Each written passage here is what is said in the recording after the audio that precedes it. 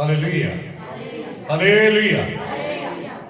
खुदा के नाम को जलाल मिले। प्रभु ने हमें तंदुरुस्ती बख्शी, हमें जीवित रखा और अपने चरणों में आने का ये सुंदर अवसर प्रभु ने हमें दिया। इसके लिए हम सारा इज्जत, जलाल और महिमा अपने खुदावंद यीशु मसीह को देते हैं। हालेलुया। तो आइए, हम पिछले 3 दिनों से, अब ये चौथा दिन है, हम एक विषय पर मनन कर रहे हैं और ये विषय है कि वो घर सुरक्षित क्यों थे। सेफ हाउसेस, यानी वो घर सुरक्षित क्यों थे। और हमने सीखा था, पहली बात, वो घर सुरक्षित इसलिए थे क्योंकि उनकी मदद परमेश्वर की ओर से आती थी, परमेश्वर उनका रक्षक था। दूसरी बात, वो परमेश्वर के रीति रिवाजों को फॉलो करने वाले, मानने वाले लोग थे। तीसरी बात, वो इस्राएल की मंडली थे। और चौथी बात, वो संगति करने वाले लोग थे। और पांचवी बात, वो मेमने को कुर्बान करने वाले लोग थे। और छठी बात और आखिरी बात जिस पर हमने कल से मनन करना शुरू किया, वो ये थी कि उनको बोला गया था कि ये सिर्फ तुमने एक दफा ही तुमने फसह का मेमने को बलिदान नहीं करना, बल्कि तुमने लगातार सदा तक, पीढ़ी दर पीढ़ी, यानी जब तक ये पृथ्वी है तब तक तुमने ये परमेश्वर का त्योहार जो है, जो फसह का त्योहार, जो कि यहोवा का पर्व है, त्योहार है, उसको तुमने लगातार मनाते रहना है। हालेलुया। और वो जो त्योहार लगातार मनाते रहना है, उसमें हमने कल एक बात पर मनन किया था कि वो ये था कि उसमें फसह का मेमना लेना है। हालेलुया। लगातार जो त्योहार मनाना, उसमें क्या क्या काम करना। पहला काम यह है कि उसमें एक मेमना लेना है। और उस मेमने के बारे में हमने सीखा था कि वो मेमना प्रभु यीशु मसीह है। वो निर्दोष होना चाहिए, वो 1 साल का नर होना चाहिए। उसको अलग करने के बाद 4 दिन उसको अपने पास रखना है। चौथे दिन सारी मंडली के सामने उसे कुर्बान किया जाना चाहिए। फिर उसे आग में पकाकर खाना है और उसकी कोई हड्डी नहीं तोड़ी जानी चाहिए। तो हमने मनन किया था कि वो जो मेमना है, वो फसह का मेमना किस प्रकार का होना चाहिए। अब दूसरी बात पर आज हम मनन करेंगे। मेरे साथ निकाले निर्गमन 12 अध्याय, उसकी 7 आयत। तब वे उसके लहू में से कुछ लेकर जिन घरों में मेमने को खाएंगे, उनके द्वार के दोनों अलंगों और चौखट के सिरे पर लगाए। सुनिए, यह भी एक लगातार सदा करने वाली विधि उस त्योहार में दी गई। पहली बात फसह का मेमना लेना है, और दूसरी बात लगातार करने वाला काम क्या है? मेमने का लहू लेना है और उसे अलंगों पर, चौखट की अलंगों पर और उसकी चौखट पर उसे लगाना है। उसके साइड पोस्ट पर और लिंटल पर लगाना है, यानी दरवाजे के दोनों साइडों पर और उसके ऊपर जो चौखट है उस पर लगाना है। हालेलुया। तो आइए, हम आज के दिन हम प्रभु के अनुग्रह से इसके महत्व के बारे में सीखेंगे कि यह लहू क्यों लगाना है। तो सबसे पहली बात, ये जो लहू था, ये एक तरह का एटॉर्नमेंट का लहू है। एटॉर्नमेंट का मतलब होता है प्रायश्चित करना। उसका मतलब है ये प्रायश्चित का लहू था, या कह लीजिए ये कफारे का लहू था। प्रायश्चित करने का मतलब क्या होता है? यानी अटॉर्नमेंट का मतलब ये होता है कि हमने कुछ गलत कर दिया, अब उस गलती को सुधारने के लिए जो हम सिर्फ मुंह से ही नहीं बोलना, बल्कि उसके लिए कुछ कीमत भी अदा करनी पड़ेगी ताकि वो प्रायश्चित किया जा सके, तौबा की जा सके। तो उसके लिए जो किया जाए उसे हम कहेंगे अटॉनमेंट, यानी उसे कहेंगे कफारा। ये जो लहू था ये प्रायश्चित का लहू था। ये प्रायश्चित का लहू इसलिए था कि जैसे आदम और हवा के जरिए जो इंसान की खुदा से दूरी हो गई थी, खुदा से मेल मिलाप टूट गया था, उसके लिए कीमत अदा की जानी चाहिए थी, प्रायश्चित किया जाना था और प्रायश्चित के लिए कुछ दिया जाना था, और वो था मसीह यीशु का पवित्र लहू। हालेलुया। उस मेमने का लहू बहाया जाना था, और वो मेमने का लहू बहाया गया, वो कीमत अदा की गई ताकि इंसान का फिर से अपने सिरजनहार के साथ, खुदा के साथ मेल मिलाप हो सके। आइए पढ़िए रोमियो की पत्री 5 अध्याय उसकी 11 आयत।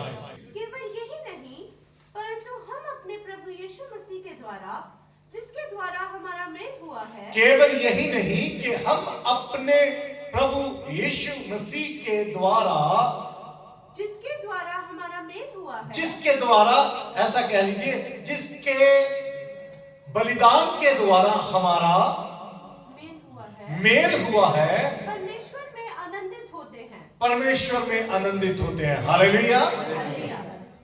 ये पर्व है, और ये पर्व है, और इसमें हम पढ़ रहे हैं कि ये जो प्रभु यीशु मसीह के द्वारा हमारा परमेश्वर के साथ मेल हुआ है। तो सबसे पहली बात, ये लहू लगाने की अहमियत क्या है? सुरक्षित घरों के दहलीज पर, उनकी एंट्रेंस पर, उनके प्रवेश द्वार पर ये लहू लगाने का महत्व क्या है? ये दिखाता है कि हमारा प्रायश्चित प्रभु यीशु मसीह के पवित्र लहू के द्वारा हो चुका है। हालेलुया। दूसरी बात जी, निर्गमन 12 की 22 पढ़िए।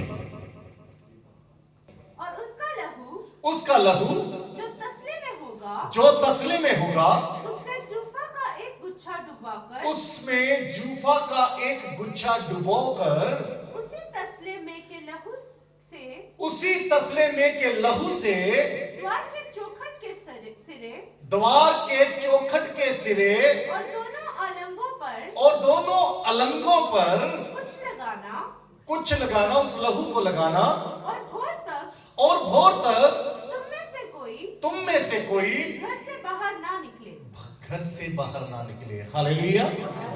सुनिए ध्यान से, यहां क्या बोला गया? उनको एक विधि दी गई, एक तरीका दिया गया कि यह त्योहार लगातार तुम्हें मनाते रहना है। इस लहू को क्या करना है? एक तसले में लेना है और उसमें जूफा का गुच्छा उसमें डालना है, उसे भिगोना है, और उससे तुम अपने घर की दहलीज जो है, जो तुम्हारा प्रवेश द्वार है, उसके दोनों साइड्स को और उसकी चौखट को, उसके सिरे को लहू से भिगोना है, वहां पर लहू लगाना है। हालेलुया। सुनिए, ये तसला, ये लहू, ये जूफा किसको दिखाता है? मेमने का बलि होने का मतलब था, और लहू बाहर घर के लगाने का मतलब था हमारा पश्चाताप हो चुका है, हमारी तौबा हो चुकी है। उसकी तौबा के लिए, पश्चाताप के लिए जो भी कीमत अदा की जानी चाहिए थी, वो कीमत अदा हो चुकी है। हालेलुया। अब ध्यान से सुनिए, ये तसला किसको दिखाता है? हमारी परमेश्वर के साथ वाचा किसको दिखाता है? यानी परमेश्वर के साथ जो हमने नियम बांध लिया, परमेश्वर के साथ जो हमने एग्रीमेंट कर लिया, ऐसा करिए, ऐसा कहिए, खुदा ने जो इंसानों के साथ एग्रीमेंट कर लिया। सुनिए ध्यान से, इंसान के काम कभी भी इस लायक ना हुए कि व्यवस्था के तहत वो परमेश्वर के सामने धर्मी ठहर सकता। तो प्रभु ने क्या किया? प्रभु ने मनुष्य के साथ एग्रीमेंट किया, पुराना नियम बांध दिया। तो पुराने नियम में क्या था? हमें हर साल, पुराने नियम में हर एक इस्राएली को हर साल अपने घराने के लिए एक मेमने को लाना पड़ता था और वो उसको कुर्बान करते थे। और ये कोई परमानेंट इलाज नहीं था, ये परमानेंट समाधान नहीं था कि इंसान जो था वो पाप से छूट जाए। और पाप की माफी भी नहीं होती थी, पाप सिर्फ ढांप दिए जाते थे। लेकिन फिर परमेश्वर ने एक और नया एग्रीमेंट इंसानियत के साथ किया, एक नया नियम मनुष्य के साथ बांधा, और वो ये था, उसने अपने ओर से इंतजाम किया। क्योंकि इंसान जो था उसको बताया गया, सिखाया, पुराने नियम में सिखाया गया था कि तुम्हारा मेमना निर्दोष हो। तो परमेश्वर ने अपनी ओर से मेमने का इंतजाम किया, क्योंकि इब्रानियों में ऐसा लिखा है कि बर्रों का, बकरों का और भेड़ के बच्चे का जो लहू था वो इस लायक नहीं था कि मनुष्य को परमेश्वर के सामने धर्मी, या ऐसे कह लीजिए पाप रहित करके प्रभु के सामने खड़ा कर सकता। वो लहू ऐसा नहीं था, इसलिए परमेश्वर ने खुद इंतजाम किया। परमेश्वर ने अपने वचन को देह दे दी और उसमें यहोवा का लहू जो था यीशु की रगों में दौड़ रहा था, वो निर्दोष लहू था। उस लहू को, उस मेमने को परमेश्वर ने हमारे लिए कुर्बान कर दिया। खुदा ने एक नया एग्रीमेंट किया, और नया एग्रीमेंट यह था कि उस नए एग्रीमेंट के तहत जो लहू बहाया जाना था, उस लहू के कारण इंसान को मुकम्मल पाप से माफी मिल जानी थी। हालेलुया।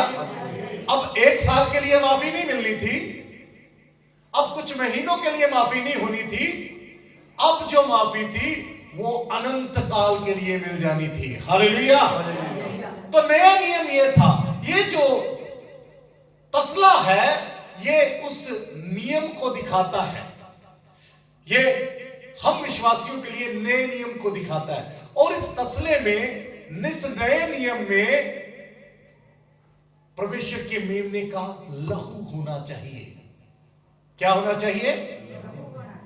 और ये जो लहू है, बाइबल में क्या लिखा है? उसके कोड़े खाने से हम चंगे होंगे।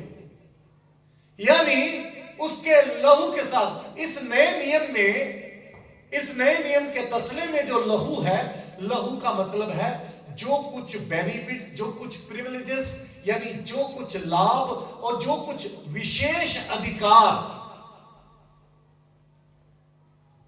एक तो होता है अधिकार,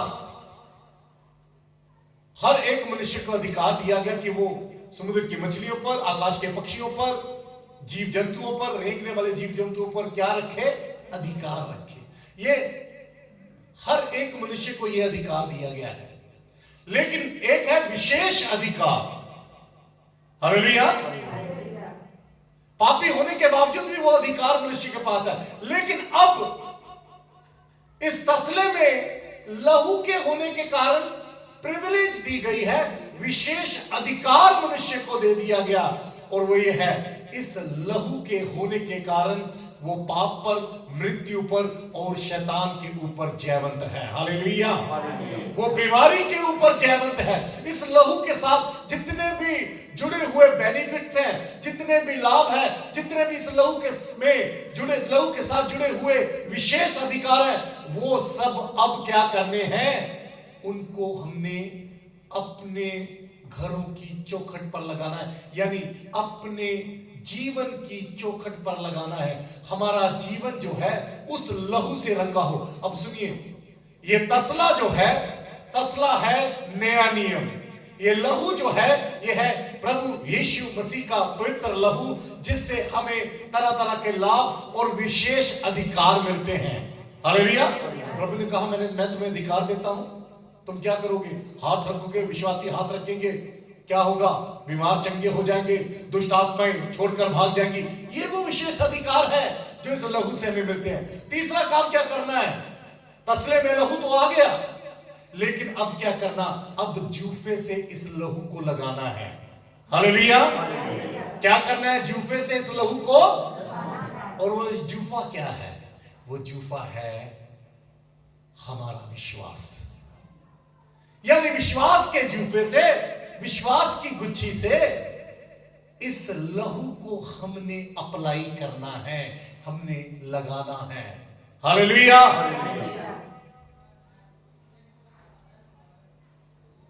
नए नियम का 10वां लहू के लाभ और विशेष अधिकारों को हमने विश्वास के साथ अपने जीवन पर लागू करना है। हालेलुया। यानी नए नियम की अधीनगी में होते हुए देखो सब बातें नहीं हो गई। अब पुराना मनुष्य तब नहीं, अब पुराने तौर तरीके नहीं, अब नए तौर तरीके। अब परमेश्वर के इंतजाम के तहत पहले मनुष्य अपने लिए इंतजाम करके आता था, मेमना लेके आता था, लेकिन अब परमेश्वर ने इंतजाम कर दिया, उसने मेमने का इंतजाम कर दिया। अब नए नियम के तहत यीशु के लहू के लाभ और विशेष अधिकारों को हमने विश्वास के जूफे के साथ अपने जीवन में और दूसरों के जीवन पर लागू करना है, अप्लाई करना है। हालेलुया। तो दूसरी बात जो हम देख रहे हैं, जो लगातार काम करने वाला काम है इस त्योहार में, लगातार फसह के त्योहार में लगातार करने वाला काम जो है, वो काम ये है कि हमने लहू को केवल बहाना ही नहीं है, बल्कि लहू को तसले में लेकर उसे विश्वास के जूफे के साथ लगाना भी है। हालेलुया। बाइबल में ऐसा लिखा है, जितने भी वरदान हैं ये विश्वास के जरिए हम ऑपरेट करते हैं। यानी अगर किसी के पास विश्वास नहीं है तो वो चाहे कितनी भी जोर से बोल रहा हो, दुष्ट आत्मा निकल जा, नहीं जाएगी। जितने भी वरदान हैं, जितने भी विशेष अधिकार प्रभु ने एक विश्वासी को दिए हैं, वो सब अधिकार विश्वास के साथ जब ऑपरेट होंगे तो यकीनन दुष्ट के गढ़ ढह जाएंगे, दुष्ट आत्माएं छोड़ जाएंगी, बीमारियां छोड़ जाएंगी। हालेलुया। तीसरी बात, इनको बोला गया, जैसे ये मान लीजिए अगर दरवाजा है तो इनको बोला गया तुम्हें इन्हें अपने साइड पोस्ट के ऊपर दोनों साइड में अलंगों पर तुम्हें इस लहू को लगाना है और इसकी चौखट पर ऊपर भी, चौखट पर भी लगाना है। ये दोनों जो अलंगे हैं, ये दोनों जो साइड्स हैं, एक दिखाती है, सुनिए ध्यान से, यहां पर लहू लगाना है। लहू लगाने का मतलब क्या है? हमारा विश्वास मसीह पर है। मसीह के जरिए जो विश्वास का जूफा लेकर जब लहू को लगाते हैं तो इधर लगाने का मतलब यह है कि मसीह पर हमें विश्वास है कि जो खुदा ने इंतजाम मसीह के द्वारा हमारे लिए किया है उस पर हमें विश्वास है। हालेलुया। दूसरी साइड का मतलब यह है कि हमें मसीह की दी हुई आज्ञाओं के अनुसार इस लहू को लगाना है, यानी हम मसीह के आज्ञाकारी में हैं। हालेलुया। पहला है फेथ इन क्राइस्ट, दूसरा है ओबीडियंस इन क्राइस्ट। मसीह में विश्वास, मसीह में आज्ञाकारी। हालेलुया। और ये जो चौखट पर लगाना है, चौखट पर लगाने का मतलब है, आइए मेरे साथ निकाले प्रकाशित वाक्य 7 अध्याय 3 आयत को देखिए। जब तक हम अपने परमेश्वर के दासों के माथे पर मोहर ना लगा दें, तब तक पृथ्वी और समुद्र और पेड़ों को हानि ना पहुंचाना। सुनिए, यहां पर स्वर्गदूत कह रहे हैं, कह रहे जब तक हम परमेश्वर के दासों पर मोहर ना लगा दें, उनके माथे पर मोहर ना लगा दें, जब तक हम उनके माथे पर मोहर ना लगा दें, तब तक तुम पृथ्वी पर कुछ विनाश मत लाना। ध्यान दीजिए, चौखट पर लगाने का मतलब क्या है? जब आप देखेंगे जो मसीह विरोधी वाली जो मुहर है 666 की मुहर, या तो वो हाथ पर भी लग सकती है और वो माथे पर भी लग सकती है, लेकिन मसीह की जो मुहर है, जो लहू से खरीदे हुए लोग हैं, उनकी मोहर केवल उनके माथे पर भी यहां पर लग रही है। हालेलुया। हमने अभी पढ़ा, कहा परमेश्वर के दासों के माथों पर जब तक ना लगा ले। तो मसीह विरोधी की मोहर हाथ पर भी लग सकती है, माथे पर भी लग सकती है, लेकिन परमेश्वर के चुने हुओं के ऊपर जब मोहर लगेगी तो वो केवल माथे पर ही लगेगी। हालेलुया। ध्यान दीजिए, इसका मतलब क्या है? चौखट का मतलब है माथे पर लगाना। इसका मतलब क्या? हमें इस बात की कोई शर्म नहीं है कि हम मसीह यीशु के चुने हुए लोग हैं। हालेलुया। जब कोई गुनाह के रास्ते को छोड़कर प्रभु यीशु मसीह को अपना मुक्तिदाता ग्रहण करता है, तो हम क्या कहते हैं? हम उनसे मुंह से अंगीकार करवाते हैं, यानी अनाउंसमेंट करवाते हैं, यानी घोषणा करवाते हैं कि अब से मसीह यीशु मेरा मुक्तिदाता है। जब वो ऐसा कह रहे होते हैं तो उसका मतलब ये होता है कि अब मुझे कोई शर्म नहीं, मैं बिना शर्म के ये कहता हूं कि मसीह यीशु अब से मेरा मुक्तिदाता है। हालेलुया।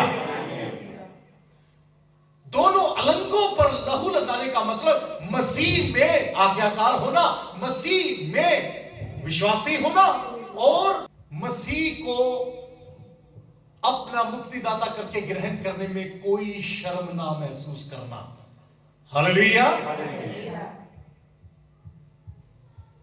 ऐसे नहीं प्रभु के लोग जो होते हैं वो मार खाते फिरते हैं, मना किया जाता है इस जगह प्रचार मत करना, यहां मत सुनाना, लेकिन फिर भी वो क्योंकि आत्मा के उभारे हुए जाते हैं, वो प्रभु के वचन को सुनाते हैं। सुनिए ध्यान से, ये जो परमेश्वर का मेमना था ना, पेंटिंग्स में दिखाते हैं, चित्रों में दिखाते हैं कि यीशु मसीह ने कपड़ा पहना हुआ है और सलीब पर है, लेकिन हकीकत में जब रोमी लोग किसी को क्रूस पर लटकाते थे तो पूरा नंगा करके लटकाते थे। मसीह यीशु ने हमारे लिए शर्म को सह लिया ताकि हम शर्मसार ना होने पाए, इसलिए मसीह ने क्रूस के ऊपर हमारे लिए शर्म को सह लिया। हालेलुया। उस मसीह ने हमारे छुटकारे के लिए शर्म को सह लिया, तो क्यों ना हम भी परमेश्वर के दास होने के कारण, परमेश्वर के चुने हुए के कारण, क्यों ना उसके लिए शर्म को सहने के लिए तैयार हो जाएं। हालेलुया। ये लहू को लगाने का मतलब यह है मसीह में आज्ञाकारी, मसीह में विश्वास रखना और मसीह के लिए शर्मसार भी होने के दुख को सह लेना। हालेलुया। यशायाह 35 की 8 जल्दी से प्लीज पढ़ दीजिए। हकीकत में इसका मतलब क्या है? यीशु क्या बन के थे? यीशु ने जब शर्म को हमारे लिए सह लिया था, वो मेमना हमारे लिए कुर्बान हुआ गया था, वो बरहना करके क्रूस पर चढ़ाया गया था, यानी वो नंगा करके क्रूस पर चढ़ाया गया था, उसका तब वो क्या बन गया था? जी जल्दी से 35:8। वहां एक सड़क अर्थात राजमार्ग होगा, वहां एक सड़क अर्थात एक राजमार्ग होगा। प्रभु यीशु मसीह ने कहा राह, सच्चाई और जिंदगी। सुनिए सुनिए, वो कैसे राह बन गया? दरवाजा क्या होता है? दरवाजा जो है वो घर में आने का रास्ता होता है। हालेलुया। किसी घर में घुसना है तो उसका रास्ता क्या होगा? दरवाजा। तो यीशु कहता मैं रास्ता हूं, और यहां पर हम पढ़ रहे हैं, दोबारा पढ़िए। वहां एक सड़क अर्थात राजमार्ग होगा, वहां एक सड़क अर्थात राजमार्ग होगा। राजमार्ग को इंग्लिश में कहते हैं हाईवे। क्या बोलते हैं जी? वहां एक हाईवे होगा। प्रभु यीशु मसीह वो हाईवे बन रहे हैं जी। उसका नाम पवित्र मार्ग होगा, उसका नाम पवित्र मार्ग होगा, वो होली हाईवे होगा, पवित्र हाईवे होगा। कोई अशुद्ध जन, कोई पापी उस पर से ना चलने पाएगा, उस पर से ना चलने पाएगा। हालेलुया। ध्यान दीजिए, चौखटों पर लहू लगाने का मतलब अब वो जो रास्ता जो इस घर में आने वाला है वो रास्ता यीशु मसीह बन चुका है। और कोई अशुद्ध वबा, कोई महामारी, कोई अशुद्ध प्राणी अब उस रास्ते पर नहीं चल पाएगा। Hallelujah, hallelujah. लहू लगाने का महत्व यह है और इसे सदा तक विश्वासी को लगाते रहने के लिए कहा गया है। चौथी बात, ध्यान दें, ये जो लहू है, इस लहू को दोनों साइड्स पर लगाने के लिए बोल दिया, ऊपर चौखट पर लगाने के लिए बोल दिया, लेकिन नीचे दहलीज पर लगाने के लिए नहीं बोला। नीचे लगाने के लिए नहीं बोला, थ्रेश होल्ड पर यानी दहलीज पर लगाने के लिए नहीं बोला। क्यों? पढ़िए इब्रानियों उसका 10 अध्याय उसकी 29 आयत।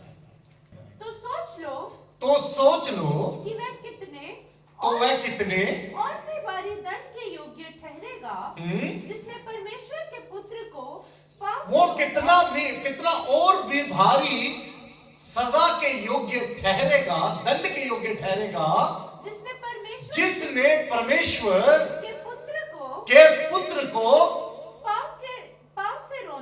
पांव से रौंदा और वाचा के लहू को जिसके द्वारा वह पवित्र ठहराया गया, अपवित्र जाना है। हालेलुया। क्यों बोला गया कि तुम 3 जगह पर बोला, अलंगों पर बोला, सिरे पर चौखट पर बोला, लेकिन नीचे दहलीज पर लगाने के लिए नहीं बोला, क्योंकि यीशु का लहू पवित्र है। फसा के मेमने का लहू पवित्र है, वो पांव के तले रोंदा नहीं जाना चाहिए। हालेलुया। 5वीं बात और आखिरी बात लहू के बारे में,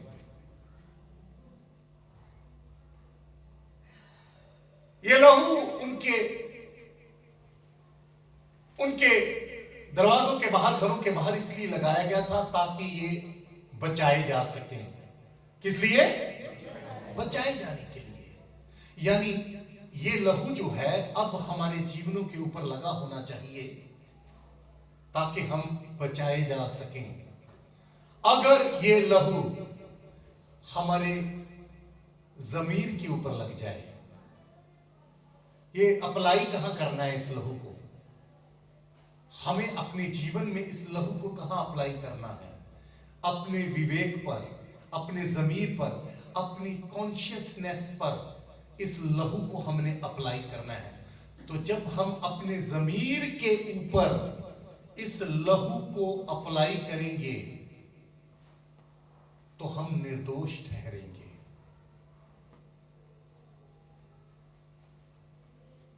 वो जो आदम हवा ने जो फल खाया था, पता नहीं वो सेब था, अमरूद था, क्या था, हम जानते नहीं, बाइबल में लिखा नहीं है। लेकिन इतना जरूर है, बाइबल में यह जरूर सीखने को मिलता है कि उस फल को खाने का प्रभाव क्या हुआ था।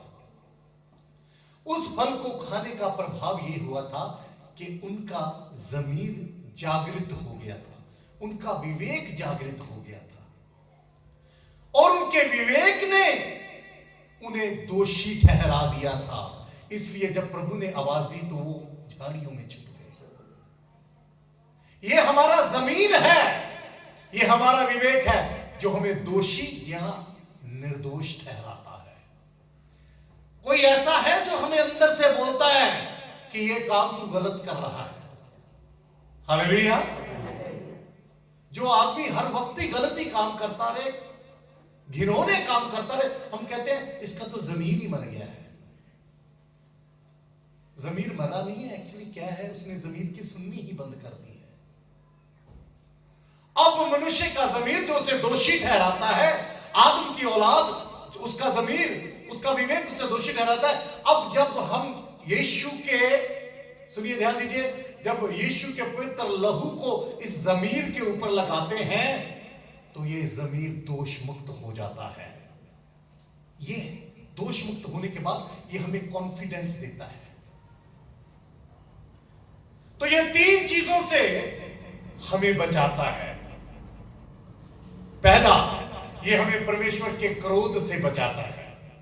It saves us from the wrath of God. परमेश्वर के क्रोध से हमें बचाता है, यानी पाप के कारण जो सजा मनुष्य को परमेश्वर के क्रोध को झेलना पड़ेगा, उस सजा से हमें बचाता है। दूसरी बात, अगर हम अपने जमीर के ऊपर इस लहू को, पवित्र लहू को लगाते हैं, तो ये हमें शरीयत के शाप से बचाता है। शरीयत का शाप क्या है? कि अगर कोई शरीयत के तहत पापी ठहरता है तो पाप की मजदूरी क्या है? मौत, मृत्यु, यानी नरक की आग। तो शरीयत का श्राप यह है, शरीयत के जरिए हम धर्मी नहीं ठहर सकते थे, और वो शरीयत पूरी नहीं हो सकती थी। शरीर में कभी भी हम धर्मी नहीं ठहर सकते थे। पुराने नियम की शरीयत के अनुसार कर्म करने से कोई धर्मी ठहरता है। पौलुस कहता है, मैं जो करना चाहता हूं वो मुझसे होता नहीं, और जो नहीं करना चाहता वो ही मैं कर लेता हूं, क्योंकि मैं शरीर में होने के कारण पाप की व्यवस्था का गुलाम हूं। पौलुस कहता, पौलुस जैसा व्यक्ति वो संत, बाइबल में संत, बाइबल का संत भी ये कहता है, ये आज की दुनिया का संत नहीं, बाइबल में जो संत है वो भी ये कहता है कि मैं धर्मी नहीं ठहर सकता, क्योंकि ये शरीर मुझे पाप करने की ओर मुझे लेकर जाता, मुझे खींचता है, और कहता मैं इसे मारता कूटता हूं, इसकी अभिलाषाओं को, इसकी इच्छाओं को वश में लाता हूं।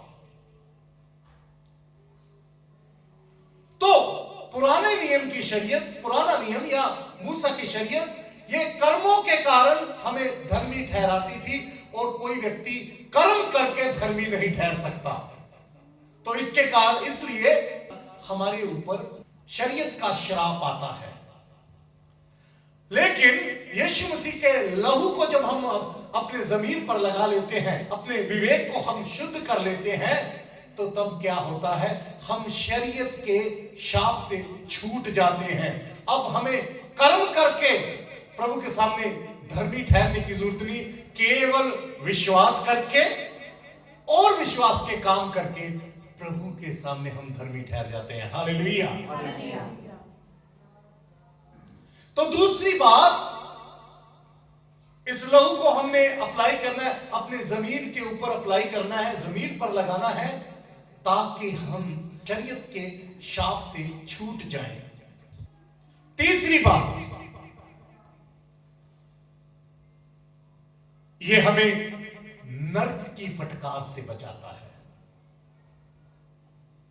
किससे बचाता है? अगर इस लहू को, इस पवित्र लहू को हम अपने जमीर के ऊपर अप्लाई करेंगे, मैं समझता हूं आप लोग पुराने लोग हैं, कोई नए लोग नहीं है। ये जो गहरी बातें मैं आपको समझा रहा हूं, मैं उम्मीद करता हूं कि आप लोग समझ रहे हैं मैं क्या बोल रहा हूं। जमीर के ऊपर इस लहू को अप्लाई करने का, लगाने का मतलब क्या है? पहली बात, हम परमेश्वर के क्रोध से बच जाते हैं। दूसरी बात, हम व्यवस्था के शाप से छूट जाते हैं।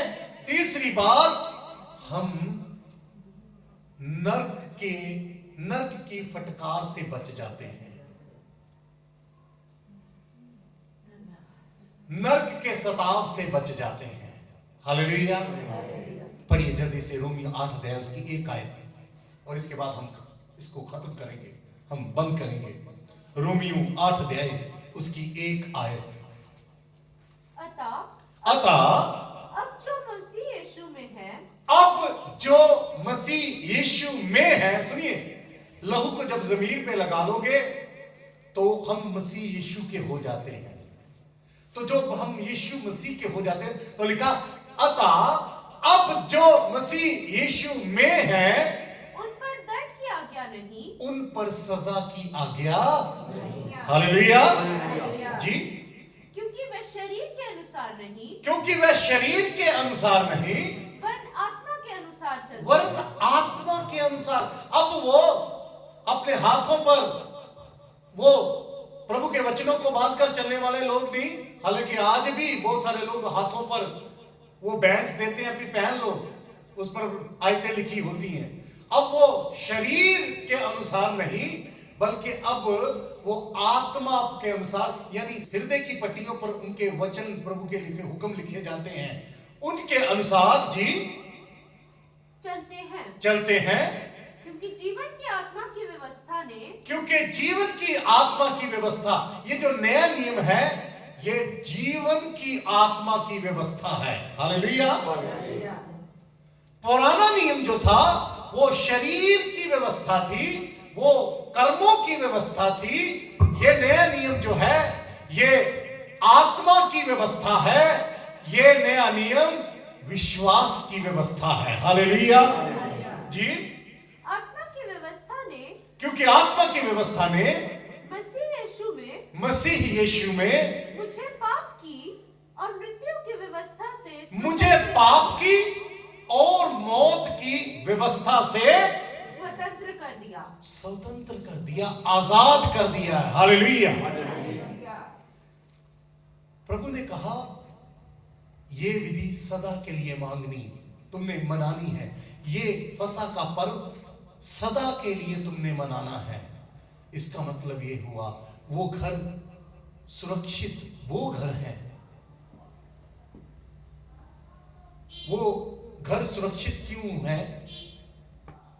जिन पर इस महामारी का कोई असर नहीं, जिन पर मरी के दूध का कोई असर नहीं, क्योंकि वो केवल ऐसा नहीं कि एक बार उन्होंने पश्चाताप कर लिया था या एक बार बपतिस्मा ले लिया था। नहीं नहीं, वो रोजाना पश्चाताप का जीवन जीते हैं, रोजाना तौबा का जीवन वो जी रहे हैं।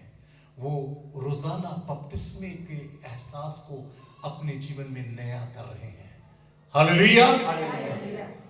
वो लगातार फसह के पर्व को मनाने वाले लोग हैं। सुरक्षित घर वो लोग वो हैं जो लगातार फसह के त्योहार को मना रहे हैं। आइए अपनी आंखों को बंद करें।